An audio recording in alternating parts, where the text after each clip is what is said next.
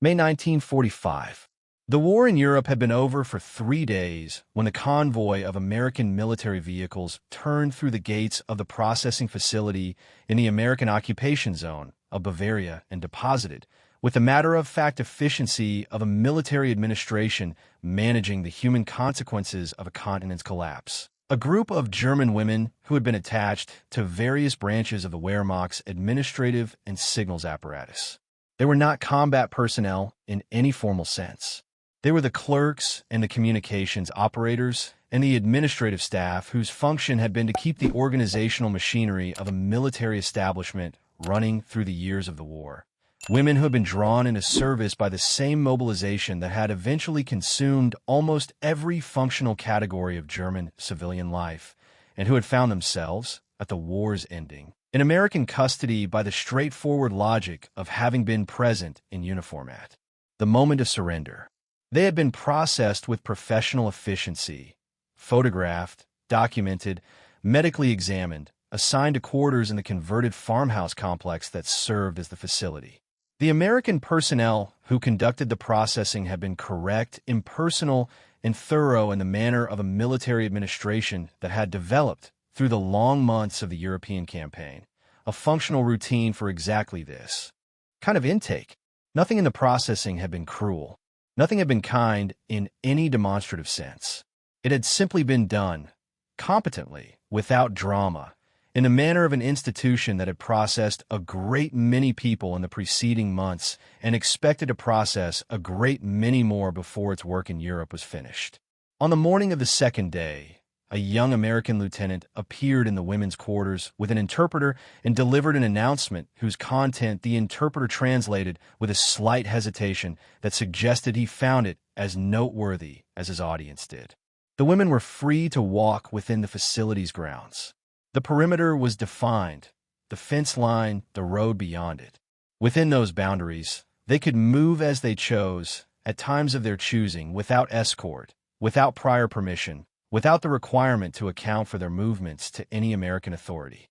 The announcement had been made, the lieutenant indicated, because the facility's regulations applied equally to all persons in its custody, and the regulations provided for this freedom of movement as a matter of standard institutional policy. The women looked at each other. They looked at the lieutenant. And then, with the careful deliberateness of people testing a proposition whose truth they cannot yet fully credit, they looked at the door.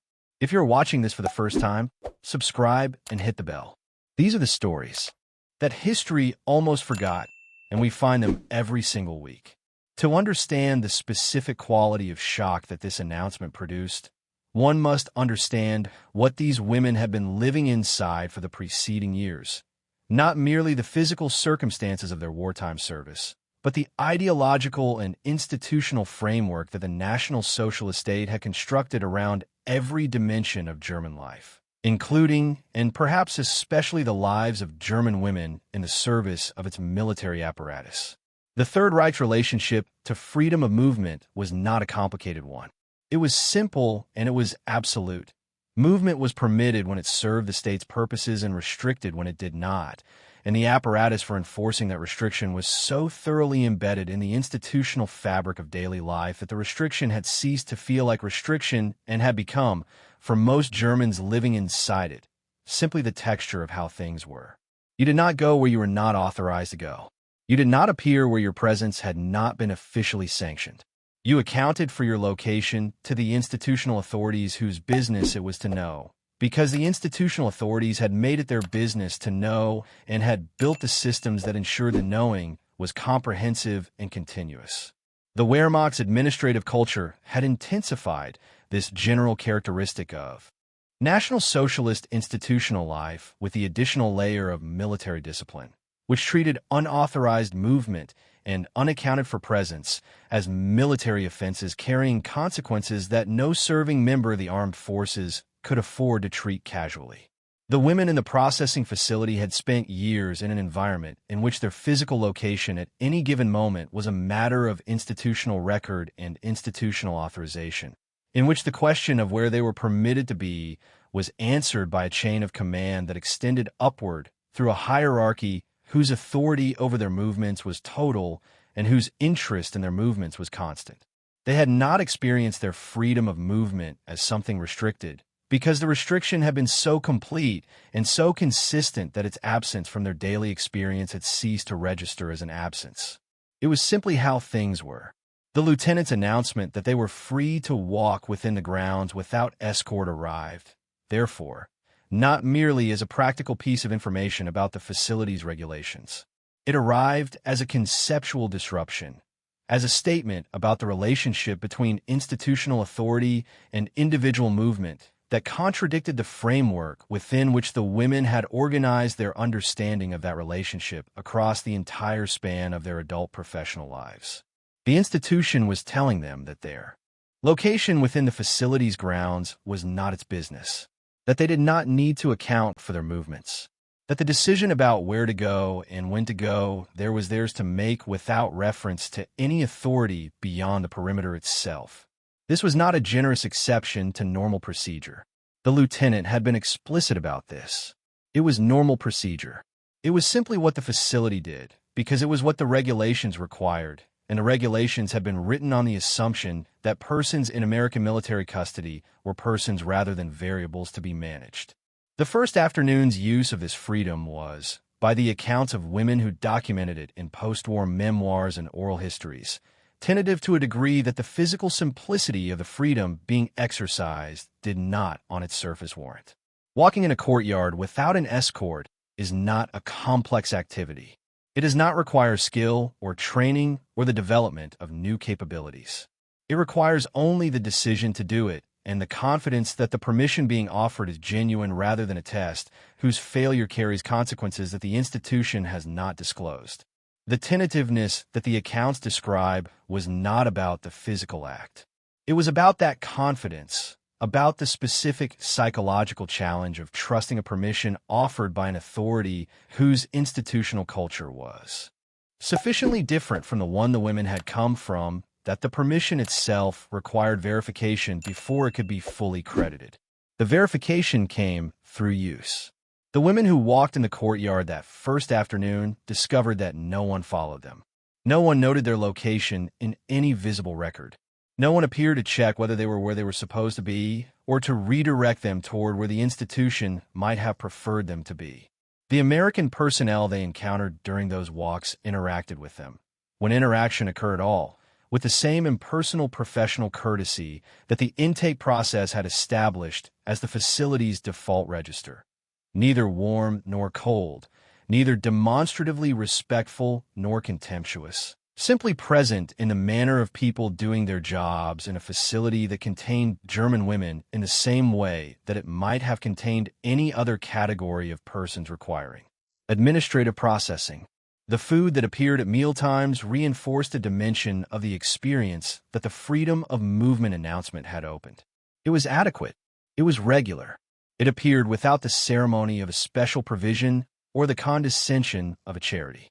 It was simply the institutional food of an American military facility, provided to the women in the same quantities and of the same quality as it was provided to everyone else whose presence the facility was responsible for accommodating.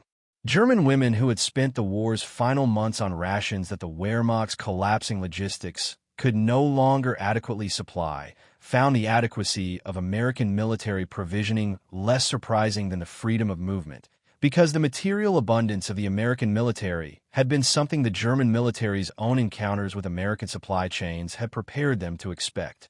What the food's regularity and adequacy confirmed, in combination with the freedom of movement, was a pattern, a baseline of institutional treatment that was consistent and predictable in a way that the ideological portrait of the American enemy had not suggested it would be.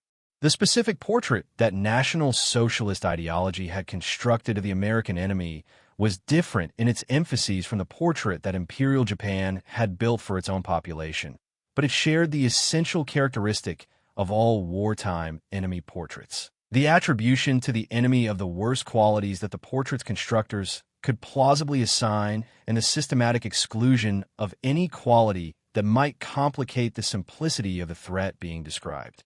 The American enemy of National Socialist propaganda was materialistic, racially corrupted, culturally decadent, and militarily naive, a civilization whose surface wealth concealed a fundamental weakness of character that would, at the decisive moment of genuine test, reveal itself as the soft center beneath the industrial shell.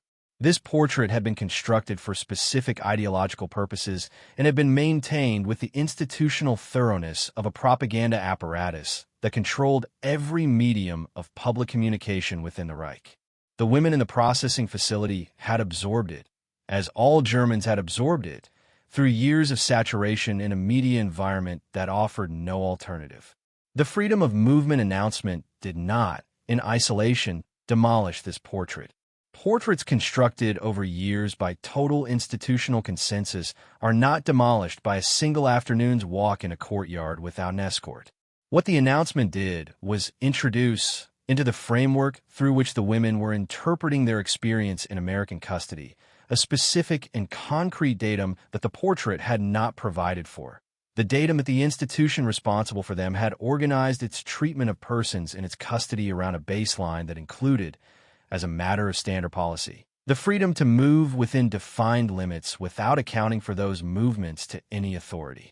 The datum was small. Its implications were not. The implications accumulated through the days that followed in ways that the women's accounts describe with a consistency that suggests a shared pattern of experience rather than individual variation. The freedom of movement was used, gradually and then more confidently, as the experience of its genuineness accumulated and the initial tentativeness gave way to the practical habits of people who have discovered that a permission is real. Small groups formed during the afternoon walks. Women who found, in the shared experience of navigating an institutional environment whose rules were genuinely different from the ones they had come from, the social connection that human beings make when they are disoriented in the same direction at the same time. Conversations occurred that the structured environment of the Wehrmacht's administrative culture would not have permitted. Conversations about where people had come from and what they had done and what they expected to happen next. Conversations that the freedom to be in the same place at the same time, without institutional purpose or supervision made possible. What those conversations produced, in the aggregate, was the beginning of a revised understanding of what the Americans were. An understanding built not on the portrait that the ideology had provided, but on the direct evidence of daily experience in an institution whose baseline of treatment differed from the portrait's description in ways that daily experience made increasingly difficult to attribute to tactical calculation or temporary performance. An institution that maintained, consistently and without ceremony, a policy. A freedom of movement for persons in its custody was not an institution performing decency for strategic purposes. It was an institution whose operational culture had encoded a specific relationship between institutional authority and individual freedom as a matter of standard practice. A practice so routine that the lieutenant who had delivered the announcement had done so without apparent awareness that its content was remarkable, because in the institutional culture he was operating within, it was not remarkable at all. The coffee that appeared after dinner in the facility's common room, distributed with the casual abundance of a supply system that had never been rationed into the economies of scarcity, carried its familiar argument about American productive depth. The walking in the courtyard carried something different. It carried an argument about the relationship between institutional authority and individual freedom that no amount of coffee or chocolate or soap could have communicated with the same precision, because it was not an argument about abundance. It was an argument about what authority was for, about whether the institution that held you considered your freedom of movement within defined limits to be its business or yours, about whether the question of where you were at any given moment was a matter of institutional management or individual choice. The National Socialist State had answered that question one way. The American facility answered another. And the women who walked in the courtyard that first afternoon, testing the permission with the careful tentativeness of people who had spent years in an institution that had answered it very differently, were discovering, one afternoon walk at a time, what the difference felt like from the inside. Freedom of movement is not, in the catalog of liberties that democratic theory identifies as foundational, among the most philosophically complex. It does not require elaborate justification. It does not depend on sophisticated argument. It is simply the condition of being able to go where you choose within the limits that any organized community must maintain, without accounting for that choice to any authority that has not been given a specific and serious reason to require the accounting. The German women who had been told they could walk freely around the camp had spent years in an institution that considered itself to have specific and serious reasons for requiring the accounting at every moment and in every location. What they discovered, walking in a Bavarian courtyard in May 1945, was an institution that did not. And the discovery was in the most immediate and physical terms available, the beginning of an understanding that the years of ideology had not been able to provide, an understanding of what it felt like to be in a place where the authority responsible for you had decided that where you went was within reasonable limits, simply not its business. If this story stayed with you, leave a like, share it with someone who loves history, and subscribe if you have not already. The women who navigated the collapse of everything they had known deserved to be remembered. We will keep finding their stories,